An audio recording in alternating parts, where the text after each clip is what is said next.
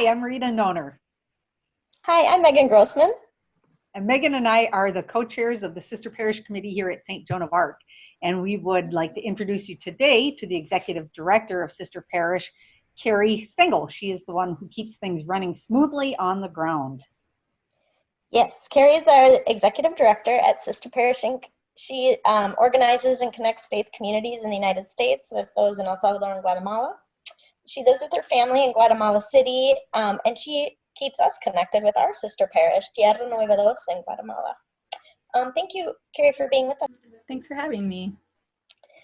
Carrie, can you give us a little update on how sister parish relationships have been impacted by the pandemic? Well, since March, people have been dealing a lot with the economic impact of the coronavirus emergency.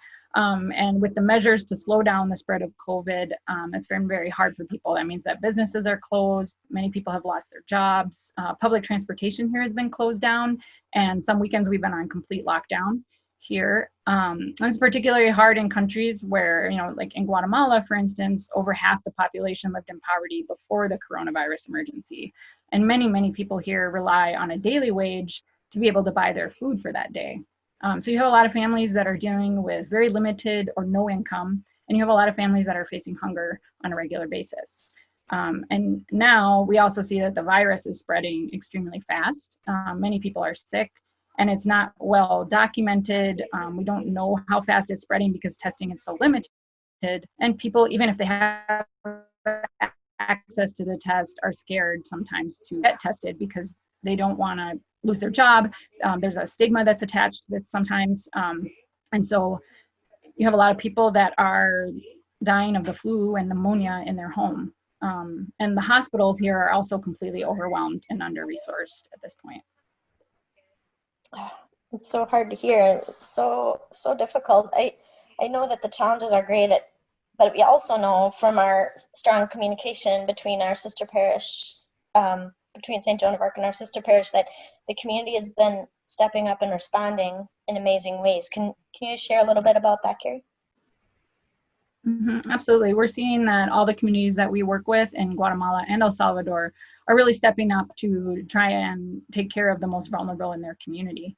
And so in Tierra Nueva Dos, for example, they went to all the small Christian communities that are part of their church and identified those most vulnerable to hunger.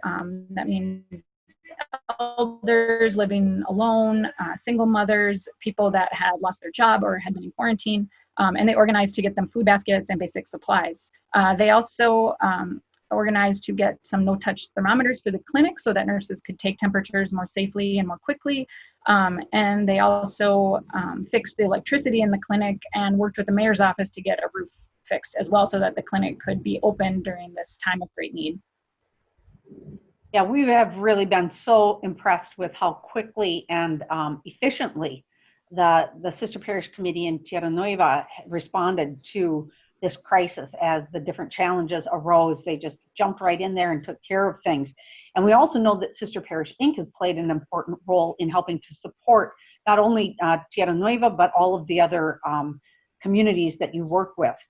Can you tell us a little bit, Carrie, about how we here in Minnesota and in the United States can support the work of Sister Parish Inc.? Absolutely.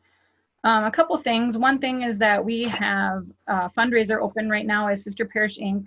that is to provide emergency aid to the communities we work with. So that includes Tierra Nueva Dos. It also includes the 13 other communities that we work with in Guatemala and El Salvador. And the communities themselves decide what that aid looks like. So if their greatest need is food or medical supplies, or in some of the rural areas, agricultural supplies, and then we work with them on that. Another thing I would say is that we're always asking for prayers. And also, I would suggest reaching out to the Sister Parish Committee at St. Joan of Arc and figuring out how you can become a part of this relationship that means so much to people, and especially right now. Absolutely. Thank you, Carrie. This has been great. Thank you for the update. We know the needs are really going to continue long term, but we're in this in solidarity for the duration. So thanks again for the update, and wouldn't be a sister parish update without abrazos, right? Let's end with abrazos even virtually. Thank you so much. Adios. Yep, and it wouldn't be a Sister Parish Zoom call without a few technical difficulties, and we had to freeze a couple of times, but you know what? I think we got the idea across, and we thank you so much for taking time out of your busy day to join us. So thanks, Carrie. Hugs to everybody there, and prayers for safekeeping for your family and for everyone down there that we love so much. Adios. Thank you.